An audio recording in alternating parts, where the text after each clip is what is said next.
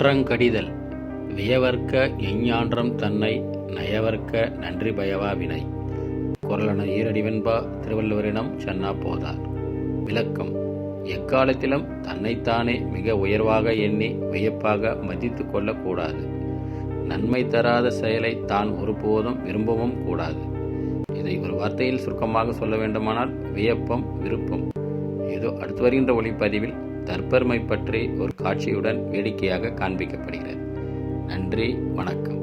என்ன எப்ப பார்த்தாலும் ஆம்பளைங்களும் ஒண்ணுதான். ரெண்டு பேருமே ஈக்குவல் இம்பார்ட்டன்ஸ் கொடுக்குறாங்க. எப்பவுமே கொடுத்தே ஆகணும். சரி, நான் ஒரு எக்ஸாம்பிள் சொல்றேன். அப்பா, நீ என்ன சொல்ல போற எனக்கும் தெரியும். என்ன பசங்களால சட்டை இல்லாம ரோட்ல நடக்க முடியும், பொண்ணுங்களால உங்களால நடக்க முடியுமா? அதானே கேட்க போற.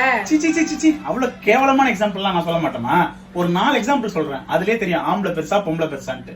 சொல்லவா? சொல்லு. பாத்தியா இந்த டிஷர்ட், இந்த டிஷர்ட்டை போட்டு 10 ஃபங்க்ஷனுக்கு நான் போவேன். ஆனா இதே ட்ரெஸ் போட்டு நீ 10 ஃபங்க்ஷன் வர முடியுமா? சரி விடு.